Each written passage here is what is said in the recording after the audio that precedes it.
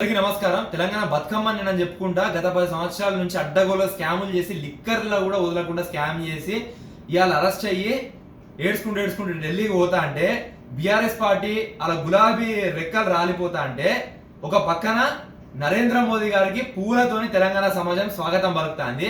అంటే దీంతో ఏమర్థమైపోయింది, గులాబీ పూలు రాలిపోతానే కమలం పువ్వు వికసించుతుంది తెలంగాణ రాష్ట్రంలో.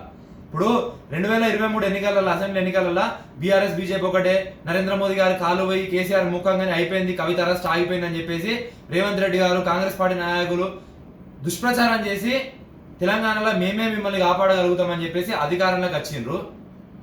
మళ్ళీ అదే రీతిలో ప్రచారం చేసి ఎంపీ ఎలక్షన్స్లలో మేము ఓట్లు సంపాదించుకుందాం, సీట్లు కొట్టుకుందాం అని చెప్పేసి దిక్కుమాల స్ట్రాటజీ చేసుకొని పోవడానికి సిద్ధంగా అయితే ఇవాళ నరేంద్ర మోదీ గారు ఇచ్చిన షాక్తోని స్ట్రోక్తోని కేవలం గులాబీ పార్టీ నాయకులకు కల్వకుంట్ల కుటుంబానికి వాళ్ళ లీడర్షిప్లకు వాళ్ళ కార్యకర్తలకే కాదు, కాంగ్రెస్ పార్టీకి కూడా చెంప చెల్లుమనిపించే సమాధానం ఇచ్చి వాళ్ళ మైండ్ కూడా పనిచేయకుండా నరేంద్ర మోదీ గారు చేసిండ్రు.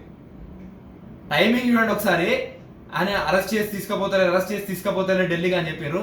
తెలంగాణకు నరేంద్ర మోదీ గారు వచ్చి అదే హైదరాబాద్ లో ఉండి పూలతో స్వాగతం పలుకుతా అంటే తెలంగాణ సమాజము కవిత గారిని జైలుకు పంపించింది. గది నరేంద్ర మోదీ గారు అంటే.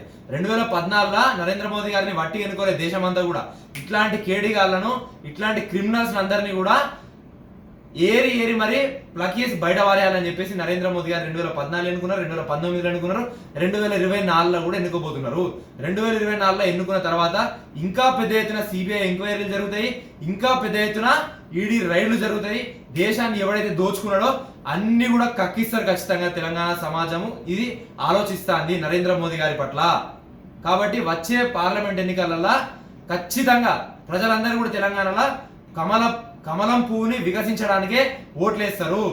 ఇక కాంగ్రెస్ పార్టీ నాయకులు మీ దుకాణం బంద్ అయింది, ఇప్పటికైనా కానీ మీకు కనీసం ఏమైనా ఓ 4 డిపాజిట్లు రావాలని అనుకుంటే, ఓట్లు పడాలనుకుంటే సిబిఐ ఎంక్వైరీ కాళేశ్వరం ప్రాజెక్టు పైన ఏపీయండి.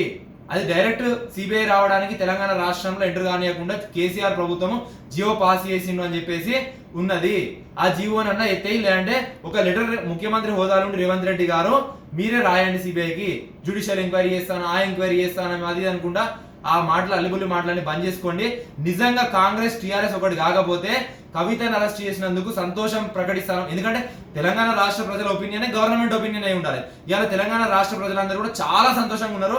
నిజంగా కనుక రేవంత్ రెడ్డి గారికి కవిత అరెస్ట్ చేయండి చెప్పేసి బాధ లేకపోతే ఒక స్టేట్మెంట్ అని ఇవ్వండి, లేదంటే సిబిఐ ఎంక్వైరీ తెలంగాణ రాష్ట్రంలో జరగడానికి అవకాశం అన్న కల్పించండి. ఒక విషయం అయ్యా అమ్మ కవిత గారు, లేదంటే మీ టీఆర్ఎస్ పార్టీ నాయకులు కార్యకర్తలు ఎవరైతే తింటారో వాళ్ళకి ఒకటి చెప్తాను, మీరు ఏం టెన్షన్ పడద్దు. ఇంకా మీ బుర్జ్ ఖలీఫాలో మీరు ఉన్న ఫ్లాట్ గురించి బహుశా వాళ్ళకి తెలియకపోవచ్చు, ఆ రోజు దుబాయ్లో మాట్లాడింది కూడా వాళ్ళకి చేరకపోవచ్చు. మీరేం టెన్షన్ పడకండి. తొందరపడి మీరు ఆ ఫ్లాట్ గురించి చెప్పిన అనుకో, ఇవాళ దేశం నుంచి మిమ్మల్ని బయటకు పంపించిన తర్వాత ఉండడానికి ఇల్లు కూడా ఉండదు. దేశంలో లేదనో రాష్ట్రంలో లేదనో కనీసం దుబాయ్లో ఒకటి ఉంచుకో అమ్మ. భారత్ మాతాకి జై.